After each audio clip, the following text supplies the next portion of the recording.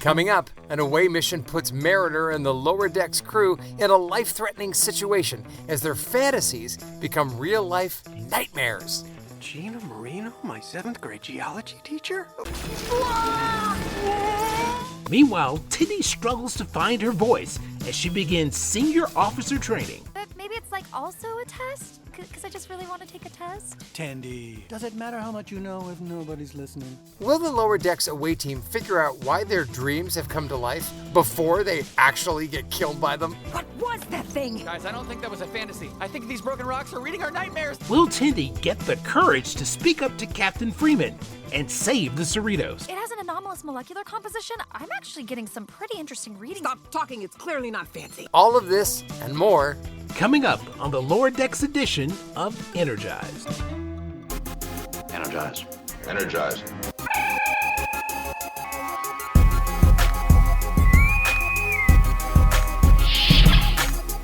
We're satirically going into the uncharted regions of the Star Trek universe. You're listening to Energize, a Star Trek Lower Decks edition podcast, your source for hilarious analysis, colorful debate, and fun discussions about adventures of Ensign Beckett Mariner and the USS Cerritos Lower Decks crew. I'm your host, Anthony McLemore. And I'm Steve Truitt.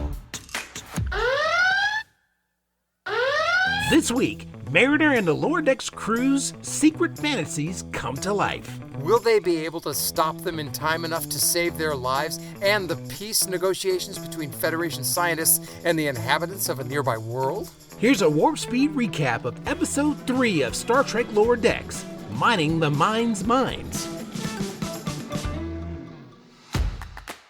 Psychic minds. They read your thoughts and bring your fantasies to life, then turn you to stone. What do we do if our fantasies appear? If anything should try to tempt you, think about Parisi squares. Samantha, you want to come over here and help me design some Galaxy-class starship engines? No, leave me alone! Ensign Boimler, the Borg are attacking. Starfleet needs that Boimler magic. Yes, sir, Admiral. Let's... Dude, come on. Hey, babe! I was about to go yell at Ransom. Want to come watch? Is that your fantasy? No, we have to ignore these totally inaccurate fantasies at all costs. Give us your distinctiveness. What was that thing? Guys, I don't think that was a fantasy. I think these broken rocks are reading our nightmares. Well, you guys lucked out. You're getting the full Cerritos experience today.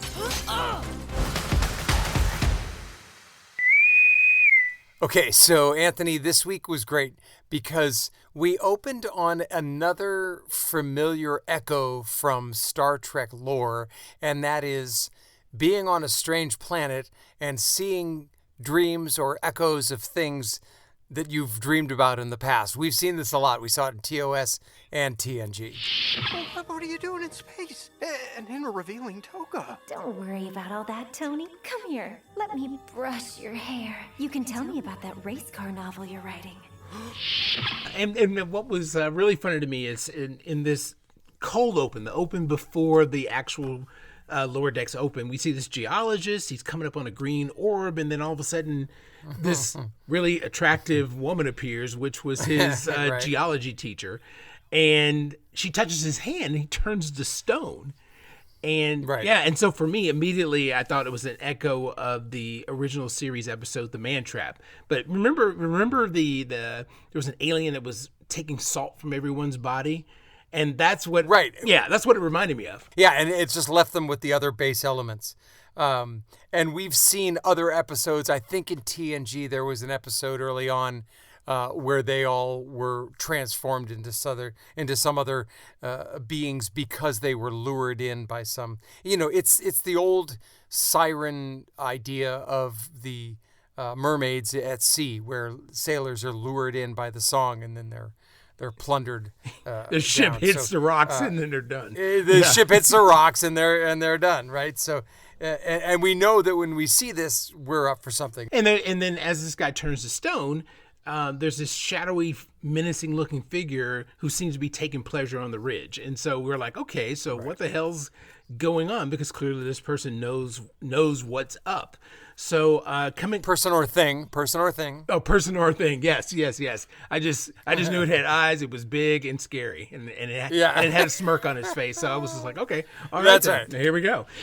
Genghis 4 is a remote planet which was believed to be uninhabited until indigenous silicate creatures called the Scrubble started turning Federation scientists into statues. So we quickly find out that the Cerritos has been dispatched to Genghis 4, a planet that was thought to be inhabited, and in classic form, in so many different types of movies and shows, whether that be James Cameron's, epic movie, Aliens. You arrive on a planet, you think it's yours, and then you find out there's indigenous inhabitants, and then there's the dispute. Look, we even saw that in Wrath of Khan. This is SETI Alpha 5. It's these creatures called Scrubble, and they've started to turn to the Federation scientists into statues when they arrive. That's a problem. So the beauty of the Cerritos, and we talked about this last week, Anthony, with the naming of the California class ships, where there was the Inglewood. They get into orbit and they hook up with the USS Carlsbad, which is just south of Los Angeles along your way to San Diego, for those who don't know. Yeah, it's just another community. So it's always a good running joke for those of us who live in Southern California. Yeah. Once again, we're cleaning up a mess for a bunch of outpost scientists. You know why these guys are always getting eaten, disappearing, or getting eggs laid in their chest? Because they're working on the frontier? Because they're weirdos. So what's happening is that Marin and the crew are going to have to be dispatched down there because they recognize that there's an issue, and they're there to move the scientist base and settle this disagreement between the indigenous inhabitants and the scientists, and do a treaty at the same time. And of course, Ransom's in that meeting. He's complaining to Mariner about Lieutenant Commander Stevens, and it's about how the scientists are always getting into trouble down there. I love that Ransom is in there. He's such a bonehead, but at the same time, his exposition speaks to the canon of Star Trek. It's almost as if he said, gee, just give them a red shirt, they'll go down there and die. Like he's kind of our voice of exposition here. Yes, and it's always funny. Scientists in all shows are always purists. They go in not thinking about the environment that they're in. They're there to do their job, and it's all for the love of science, but not always in touch with the reality of the situation that they're in. Now that the Scrubble and the scientists have agreed not to attack each other, it's our job to set up a new base and remove these psychic minds. They read your thoughts and bring your fantasies to life, then turn you to stone. Be careful down there. Captain wants us to look good in front of the Carlsbad crew. Cali class gets real gossipy. Glad to see that our priorities are in the right place. So the mission here is to set up a new research base and get rid of those these green orbs that are there that they've identified as something that's threatening, but still they've got to navigate them because they're pretty powerful. Yeah. So these little green orbs are like psychic minds. So it reads your thoughts and brings your fantasies to life, and then when they touch you, you turn to stone. And then, then they turn you into stone. It's really wonderful. Yeah, so I'm just like, okay. So we have like this is kind of a tall order. So how do you clean up orbs if you're constantly, your mind is being mined, another play on words, right? By your own fantasies. The other thing that comes to mind, and again, we've seen this theme in Star Trek a million times, but Spider-Man Far From Home, when he meets Mysterio, kind of the same thing. Mysterio keeps throwing Spider-Man these psycho images, and he's kind of lost in that imagery, and he doesn't know what's real. So that kind of reminded me of that a little bit. Yeah, and so this is where I had a little bit of an issue with this one. I mean, I still love Lower Decks, of course, and I always find something enjoyable in every episode, but this is where there was kind of a plot hole for me. I'm just like, okay, so you send people down there with no protection and they're just going to clean up orbs, and fantasies are all of a sudden going to appear, and you're not going to be able to tell what's real versus what's fantasy? Well, I don't think there's ever been a case in Star Trek history where they've gone to a planet completely prepared for what they're about to encounter. That's why we have the next 22 minutes. But you're right. I think in this, but they're sloppy a little bit, right? And then we kind of see this in the next block, that this is kind of played out a little bit in terms of their reputation. We'll get to that. I'm starting my senior science officer training today. Well, look at you, getting all bridge ready. I've been prepping so much, I'm afraid my brain's gonna explode with science. So Mariner, Rutherford, and Boimler are gonna go down to the planet, but Tendy's not going because she's about to take part in her senior science officer training. So here we're seeing, Right. as we've been discussing since the beginning of the season, that the characters are developing in various ways, and so we've, Right. Tendy has her track, and she seems like the type of person versus Boimler that would actually become an officer. And this is what I like about her, is that while Boimler and Ransom to some degree, of course, and Mariner are always doing the wrong thing for the right reason, Tendy seems to be the one that's the anchor. She's the one that's like, no, I got my head screwed on straight. I know what I want, and I'm going to go for it. And that's what I like about her. And I listen, I'm going to admit this right now. I kind of have a crush on Tendy. She's kind of cute, right? Even the green parts. She's a cutie. I liked her once I found out her backstory, that she was actually kind of a badass on her planet, and she's basically becoming, how sometimes people go from one extreme to the other. Yeah. They all of a sudden realize, I don't want to be that person, but then the pendulum swings so far the other way that they become a shell of their former selves. And so that was Tendy, but now I think she's pegged back to the middle. So and she's still fun, and she's, I would love to see her and Rutherford eventually find some kind of connection. I think that's still in the future. Lieutenant Commander Stevens, Ensign Kern's reporting. We're here to provide assistance from the Carlsbad. Great! You guys will dismantle and relocate the outpost equipment. Cerritos, you're gonna clear the area of fantasy rocks, which are still alive, so be careful. What do we do if our fantasies appear? Well, they should dissipate after a few hours, but if anything should try to tempt you, think about Parisi squares. Meantime, Mariner and Boimler and Rutherford and Commander Stevens beam down to the planet, and the lower decks crew and Mariner are supposed to remove all those rocks, and a detail from the Carlsbad are supposed to dismantle the research station. So they're down there. You've got two crews down there, and it gets kind of interesting. Oh yeah. I mean, this is something that really, really plays out nicely, because you get this comparison between other California class ships and their crews versus the Cerritos.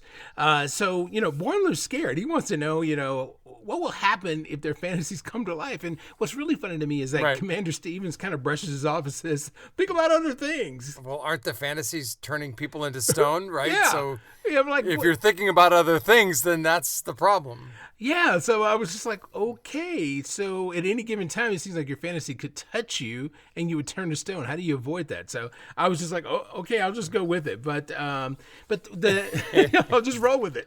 But what I like, too, is what starts emerging here is the competition, if you will, against Cerritos and the Carlsbad other crew, Carlsbad crew.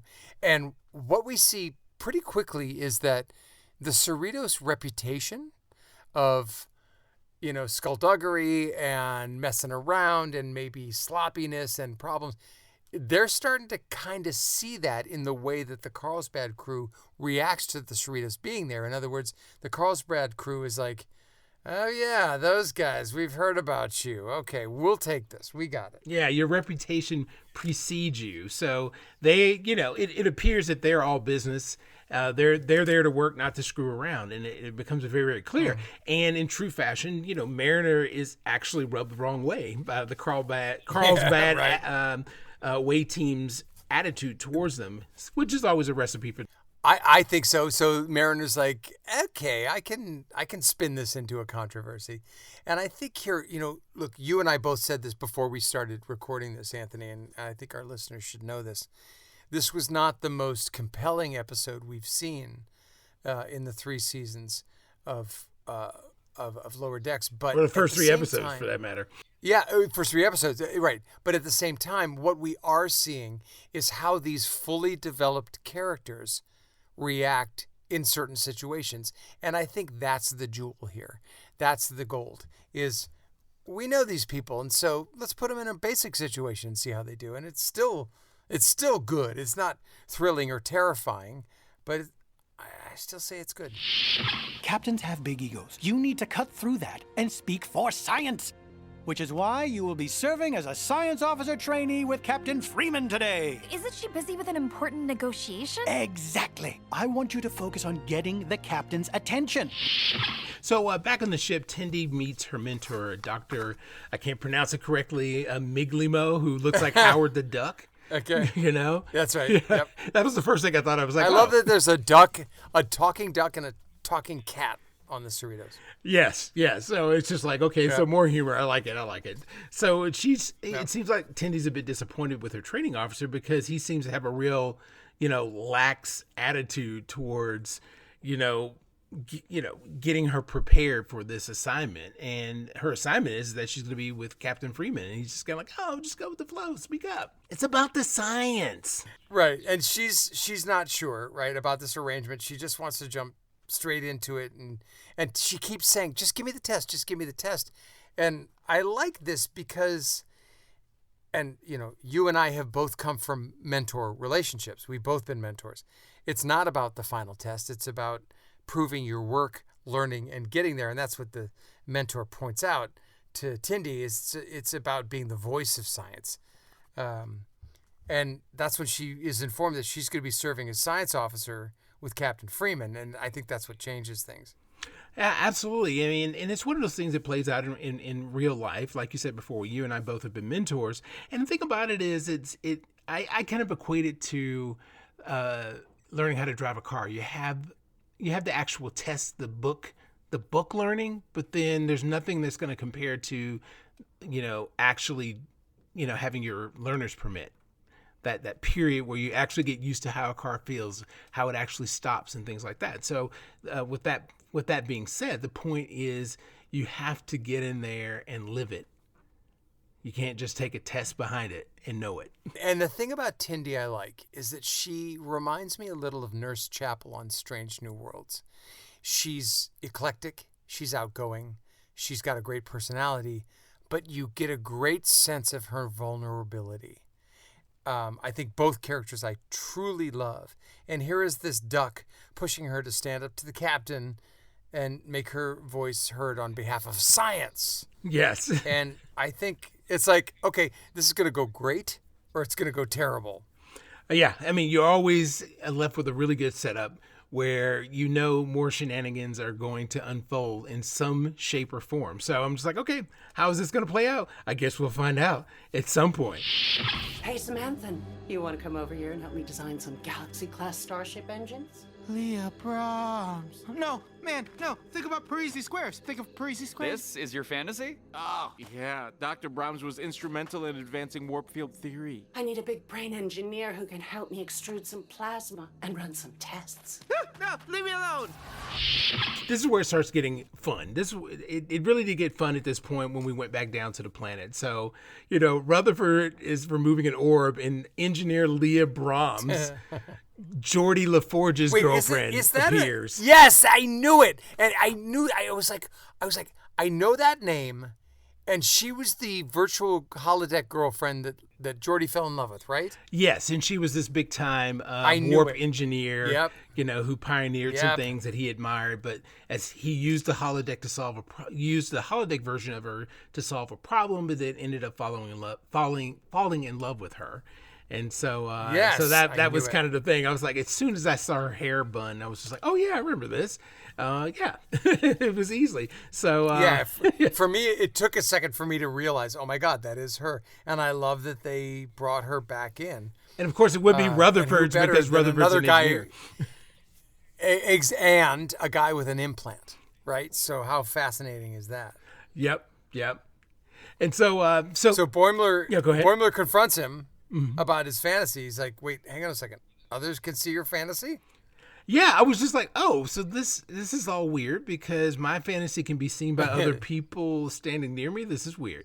So I was like, okay, this. And they called it out. Yeah, they called it out. It was just a trip. So, Yeah, I was just like, okay, so Boimler snaps him out of it, but Mariner meanwhile is just like pissed, because the Carlsbad ensigns, want to know, she wants to know why they're so smug, and they were pretty smug, and so Boimler and reminds Mariner that the Cerritos has gotten into a lot of shenanigans, and Rutherford and Boimler just kind of list them all out, and they list them. They're like, wow, we did this, and we did this. And I really tried to listen hard to that because that's 3 years of shenanigans that they got into, and I bet if we go back and really listen on slow motion, there might be some Easter egg in there as well, but I didn't do it yet. Yeah, and the bottom line is that as viewers of Lower Decks, we know that they've gotten into a lot of just a lot of mishaps. That would make anyone like apprehensive about working with them. I mean, in real life, if they were a crew in real life, I'd be like, oh my God, I can't serve on the Cerritos. They're always getting into things. But Mariner makes a proposal. Do the job better and faster than the Carlsbad crew. And I like that because, look, for 3 seasons, we have felt like the Cerritos has been the red-headed stepchild of Starfleet. And they know it.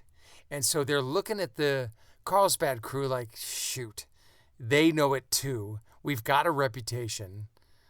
Let's prove them wrong. Let's work twice as hard as they're working.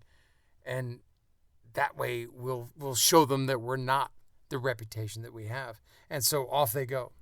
Yeah, and so, of course, with them rushing and trying to get things done, something was bound to happen. And along the way, more fantasies appear. So all of a sudden, for Rutherford, this admiral comes riding up on a hover bike and says, "Come on, come with me. Let's go to this." It's come hilarious. on, let's go. It's your time. Yeah, and of course that would be right up Boimler's alley. And what? And then for Mariner, this sexy blue Andorian woman appears who's trying to entice her. And let's just put a pause right there. I didn't know that Mariner had a fondness for the ladies. I know. And I kind of like that twist. Yes. I was just like, wow. But I guess that's the thing. Your fantasies really say a lot about who you are. So for Boimler, it's about promotions. For Rutherford, it's about geeking out becoming captain. Becoming captain for Boimler, and for Rutherford, it's about geeking out with another engineer in the way that Geordi LaForge did. Sure. And then here's Mariner, but Mariner's going to deny it. She's like, no. But here's the thing: like Mariner's like a pain in the ass. She's a rebel. We never thought of her as someone who's like, actually, I just want the love of a good woman. So, I mean, look, that threw me on my side. I liked it, and it was surprising, and I'm like, you go, girl. Captain Mayer, please feel free to take this token of respect for your collection. Oh, I couldn't possibly, Captain Freeman. As the more senior officer, the statue's all yours. Take the statue, young man. No, I couldn't impose. Take it. No, you. No, get it away. It's yours. So back on the ship, Captain Freeman and the captain of the Carlsbad are preparing to get this treaty signed between the two of them. And, Tendy's trying to, speak to the captain unsuccessfully. And she's just, kind of mousing down. Right. And it's disappointing, of course. Captain Freeman's rubbed the wrong way by the much younger, fresh-faced captain. And I think what we're seeing here is a power struggle both on the planet and on the Cerritos. And I think that that's real. And I like that too. These people are real and they mess with each other and there's a power struggle. Why not? Yeah. But the power struggle is all about a gift. The Scrubble give her a rock of appreciation for setting up this treaty, and then no, you have it. You take it. No, you take it. Back and forth. And Freeman's insulted because she was called the senior officer. And it was just kind of petty. Well, I still was trying to figure out why they were passing it back and forth. Why one of the other captains didn't take it. Like, what was going on there? I got a little confused. I think it was just the fact that, he was going to give it to, to Freeman as a senior officer, and she was trying to be generous and he wouldn't take it and didn't appreciate being called senior as in being old, which I think played into her insecurities about this young captain, because everybody seemed to be kind of young on their ship, and she was intimidated by that because she mentioned it to some of the other officers. Wow, these people are young, young, fresh-faced captain. But still, I still, the only reason I felt at the end why this back and forth was happening, and they're like, you take it, was to expose the Scrubble rep and the scientist, right? So that comes later. That comes because of an accident. Well, it does. It does.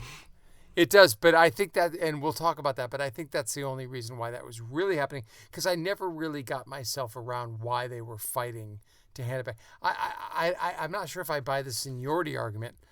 I think it was just like, well, maybe you're right. Like, I'm the senior officer, I'm giving it to you kind of thing, right? Yeah, but you're correct, too. It was a vehicle to set up for later on. I thought it was a bit thin, but we'll go with it. But, okay. Yeah. Whoa. Did you just dunk that fantasy rock? The hell were you thinking? Moving fast, sir. Getting the job done. Well, slow it down. These things are dangerous. They're not a bunch of dank basketballs. Well, we just wanted to make sure these Carlsbad guys didn't outpace us and make Commander Ransom look like an ineffectual leader. So back on the planet, things are really picking up fast because Borm is trying to outrun his fantasy as they're trying to clean up all these orbs.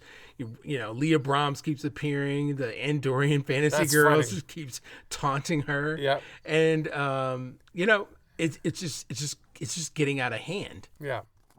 So Mariner's like, "Come on over, Carlsbad ensigns. Let's just see how fast you can complete your work." Yep, and even they're getting flustered because now they're trying to speed up. Yeah. So there's like a full-on competition here. So it is definitely a competition, right? They're messing with each other. Yeah, and so Commander Stevens comes over and he's trying to tell them, be careful, that kind of thing. And then Mariner, mind plays him to move faster too. Yeah. And so ultimately they break the orbs. He grabs both. Yeah. He grabs two of them. Right? Yeah, and tries to slam dunk them. And what happens? They completely shatter. They completely shatter. All these orbs shatter. So now they're in a sea of green haze. And so now we're in trouble. We're really in trouble.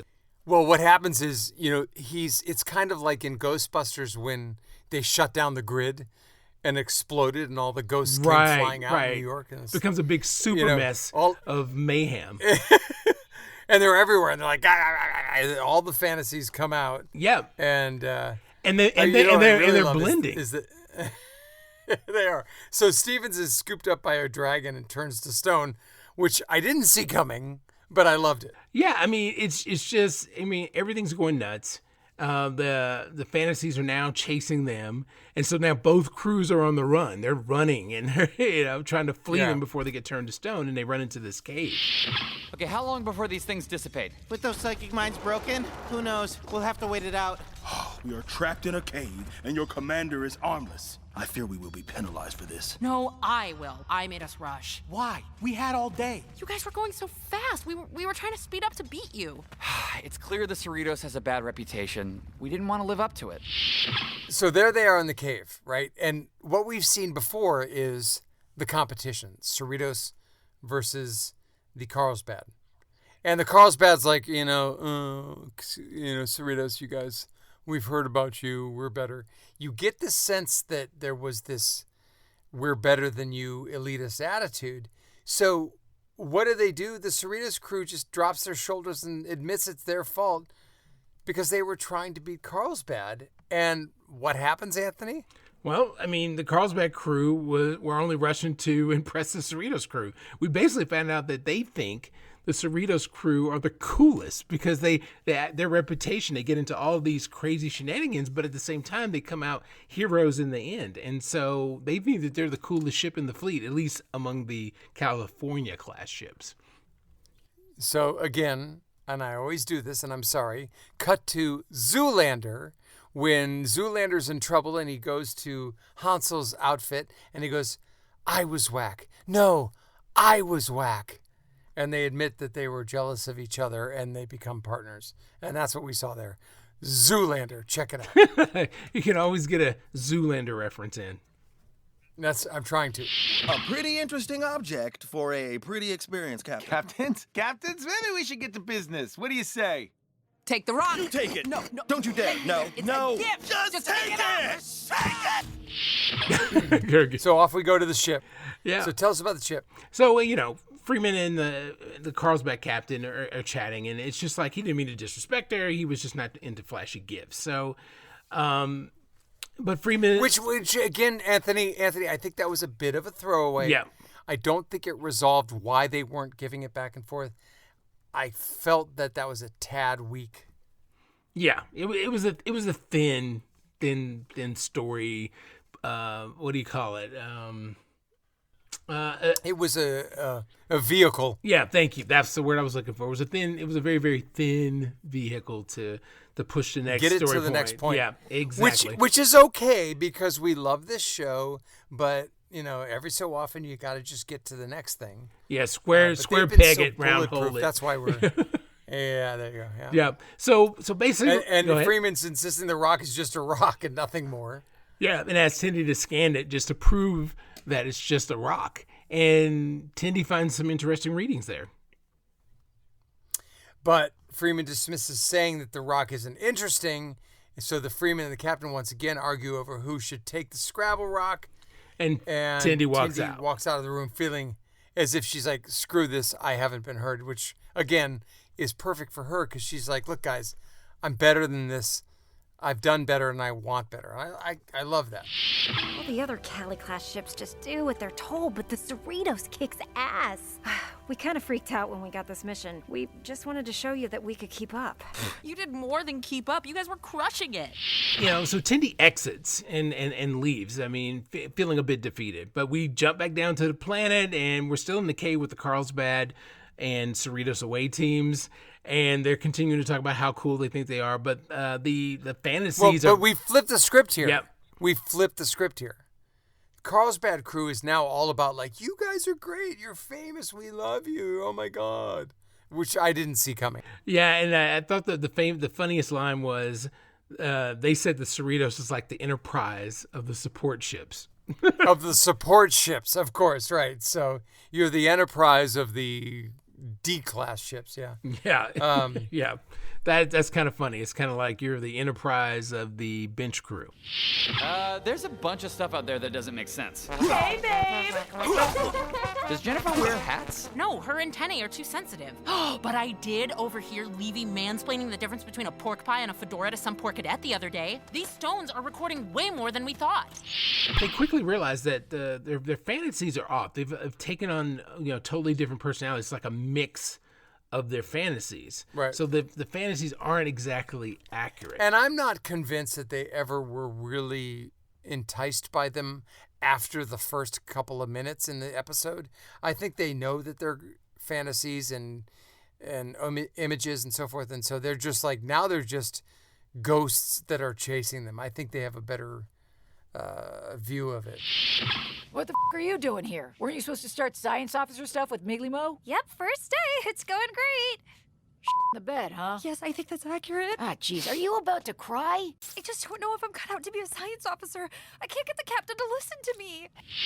So Tindy's back in sick bay with the doctor. She's feeling defeated and is like, well, the captain didn't listen to me. And I thought this was really a cool moment and a funny moment at the same time because the doctor's dispensing all of this wisdom while needing to amputate someone's foot, a patient's foot. I love it. And the guy's like, do you really have to amputate my foot? She's like, yep, it's coming off. But that was awesome. Yeah, but the doc gave Tindy some really good points. She said, basically, for all intents and purposes, studying the book, taking the test isn't real life. You sometimes have to make a mess of things before you can fix them, and that I think that's a real life takeaway that we all have to. That's life. Yeah, that's life. Yeah, You fall down 7 and get up 8, which, by the way, isn't accurate because you should fall down 7 and get up 7. We'll talk about that in another episode. But the point is, yeah, it inspires Tindy to go back. Yeah, and the final point was you have to risk screwing up things before you can fix them. Because if you don't, the only way you learn it's the only anyway. way you learn anyway. But if you have to accept the risk when trying to fix things that it might not be successful. But it's about the act of doing it that counts. Ah, cave bug! We've got cave bugs in here. Wait, look. I think this is a door? Huh, that's not a usual thing for a cave. Hey, there's an access panel over here. Whoa, what is this place? Don't know, but this is definitely the receiver. And some kind of storage device. So let's go back to the cave. They come across a door where they find a giant orb where all their thoughts are being housed. And this seems to be like Fantasy Central or something. Yeah, so here's a turning point. So now there's a sinister motive. It appears that they're being data mined, basically. Right. For their fantasies. And they discover, upon really easy inspection, that this tech is actually Federation tech. And that, it sets off alarms all over. Oh, yeah. It appears the Scrubble and the scientists are working together. That's pretty clear at that point that everything is not as it seems. And again, all I ever do is go back to, canon. And in Next Generation, this is when we find out that the aliens are working with the admirals to try to take over the Federation. When they insert themselves into the back of people's heads and they're eating worms. Oh my God, I remember that. That was crazy. They had to blow up someone's head in that one. That was the first That's what the guy. His head had literally exploded. Yes, that's right. I was just like, oh, they actually did that. That was pretty crazy. Never give up on a symbiont human relation because that's always going to be a good enemy. What is wrong with you? Just take the thing and stick it in the closet like everybody else. I'm not gonna be the captain who wouldn't let Carol Freeman have a peace treaty game. If someone doesn't take it, we're not signing the treaty. Someone just take the damn thing so we can get this over with. Stop yelling! I'm having flashbacks. Hold on, everyone, stop. We just got back from the planet. We have to what stop the this. hell are you It's doing? true, Commander. Just We take the rock. Take the rock. Shut up! So we get back up to the treaty signing, and Freeman is still arguing with the other captain, which is basically jeopardizing the signing. The everything. The Scrubble and the scientists are just looking at each other like, "What the hell?" Basically chaos ensues, and then Deus Ex Machina right here. Mariner and the away team just bang right in, stop everything. Shut up, and smashes the rock. That's my, you can't do this without a Deus Ex Machina.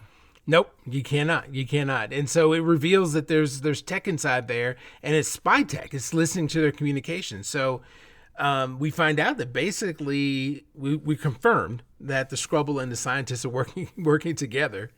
Their intent was to sell Starfleet intelligence on the black market. The scientists wanted more equipment.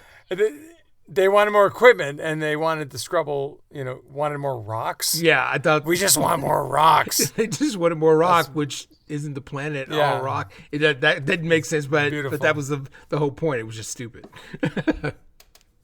Yeah, and so later on, everybody's all down in, I guess, what would be the equivalent of 10 forward on the Enterprise. And how is Stevens back? Right, This is like Shaxx. This is like he killed Kenny, but Kenny shows up next week. People don't seem to die in Lower Decks, and I love that. How is he back? Who cares? He's back. With 2 broken arms. Yeah, I love it. It's brilliant. Couldn't have done it without a great mentor. Why, thank you, Tendy. I must admit, this new role rather suits me. Carol, I need to apologize for my behavior today. I hope you don't think less of me. Well, you and the Carlsbad team impressed the hell out of me. Wow, we had no idea anyone talked about the Cerritos. Well, maybe not across the fleet, but you're definitely Cali class famous.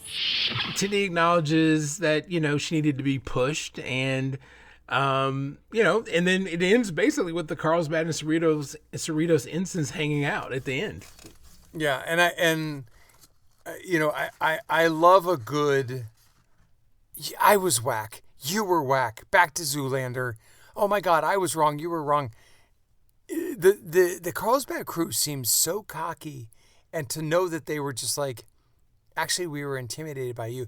What that does is, I listen, psychologically, I'm fascinated by this show because the Lower Decks crew are such ne'er-do-wells. They're the red-headed stepchild of the fleet, and yet they have to remind us at episode 3 and maybe episode 6 that they're actually a lot more important than we even think, because somebody else admires them, and it's knock them down, bring them back up, knock them down. Whatever they're doing it right. I love it.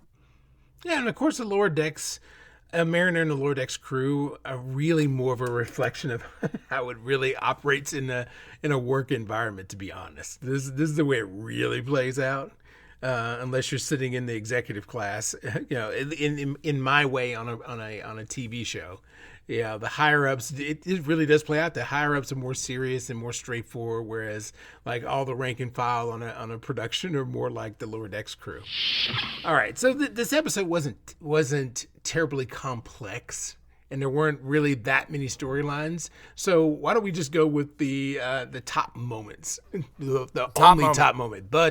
My top moment was a theme, and that was the opening of the show. We opened with an away crew surveying a strange planet, being seduced by an orb which represented itself as a past echo of a lost love or a crush, and then turned to stone. In my opinion, that's pure Star Trek. And this episode, by the way, Anthony, aired on Star Trek Day, September 8th, the 56th year anniversary of Star Trek. And there they are, opening up with a familiar theme. And that's what I loved. I think my number one is just like the fantasies playing out, because I like the fact that the fantasies actually gave more insight into who each of our lovable characters are. So, the execution of that, satisfied me a lot, because I'm just like, oh, okay, that was not what I expected, but I'm intrigued. So that completely worked. So in honor of Star Trek Day, September 8th, they released a teaser for Picard Season 3. And Anthony, it did not disappoint. Oh, no. Oh, my gosh. Oh, I was so excited. I mean, this looks so epic. I'm talking about movie quality epic. And there were just so many surprises in there.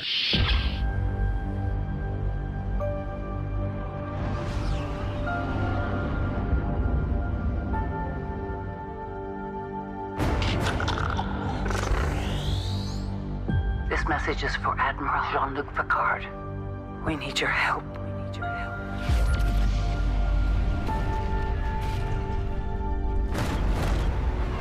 I need to find a ship.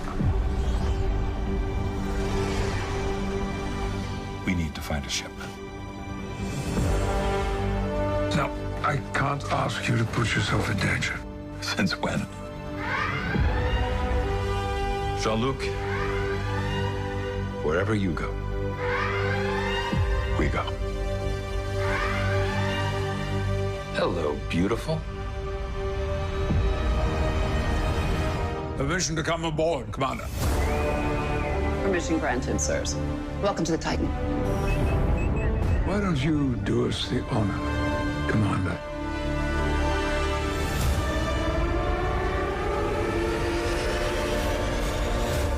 Engage.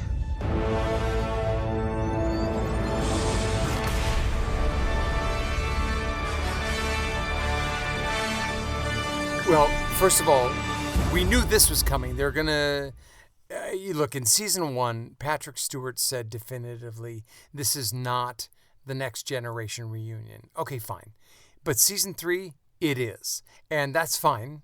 We've got Worf and Beverly and Geordi and all these folks coming back, and there's something serious going on because they're all like, we got to fix this, but we just don't know what it is they're fixing. Yeah, so it starts kind of like with a distress call, and clearly it's Beverly Crusher reaching out to Jean-Luc Picard. And we're like, okay, so we've set up some stakes here. Beverly Crusher's in trouble, and we see her with a phaser. So something happened. Maybe she was on some kind of mission that they got in trouble, and now she's looking to the one person that she can actually trust. And, of course, that's Jean-Luc Picard. And that's a theme, right? He's always the one to come save everybody. And we see the assemblage of our former crew. Geordi's there, and Worf is there, and of course Riker and Troy, and as you mentioned, Beverly in the beginning. But then there's a moment where they're looking at the screen and they're gazing at something, and Riker says, "Hi, I missed you." And they reveal the Titan, but I'm going to put this prediction out right now. And by the way, Energize will absolutely cover Picard season 3. Oh, 100%. But I'm predicting right now that they're not looking at the Titan. They're looking at the Enterprise. Yes, and this comes after Picard reaches out to Riker. They're sitting in a bar somewhere, and he says, "We need a ship." Yep. And so we get to that moment where they say, "Hello, gorgeous," because they're in a shuttlecraft. But we'll see what they actually are looking at. It's not the Titan. Yeah. It's not the Titan. Yep. They show the Titan with 7 of 9 as the captain. It's not the Titan. Yep. It's going to be the Enterprise. Yep. So like you said, so they walk on board, and it's Commander 7. And she says, "Welcome aboard, sirs." Yeah, this is awesome because I think what's really cool is that at the end of season 2 of Picard, we see her sitting in the chair. Picard commissions her right then and there, and she's been denied because she used to be she was Borg. Borg, yeah. And so, yeah. And so if anyone's going to understand, it's going to be Picard because he was Locutus. Yeah. You know, Locutus of Borg. And so it's good to see her in the captain's chair. So this is going to be epic. I think it was a great teaser to whet our appetites because we still have freaking 4 months.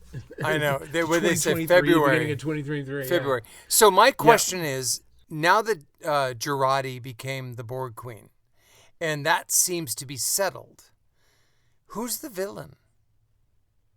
There's no Q. There's no Borg Queen. Who are they fighting? But at the end of season 2, though, there was a new nemesis. That's why they joined forces. The Borg and the Federation. Which was? We don't know. That's what I'm saying. Yeah. Who is it? Yeah. Well, we'll find out. But bravo. This is what they needed to do on Star Trek Day. And I was watching live, and Patrick Stewart reiterated that point that you made earlier, that this is not a Next Generation reunion. Yeah. Well, but it is, but it doesn't. It is. I guess it's not going to play out like, all right, I'm going to recrew my ship. So that wraps up this edition of Energize. Thank you so much for listening. You can catch us and all of our episodes, whether that be from Strange New Worlds or Lower Decks, on our website, www.energizepodcast, that's plural.com. So energizepodcast with an S.com. I'm Anthony McLemore. I'm Steve Truitt. Live long and prosper.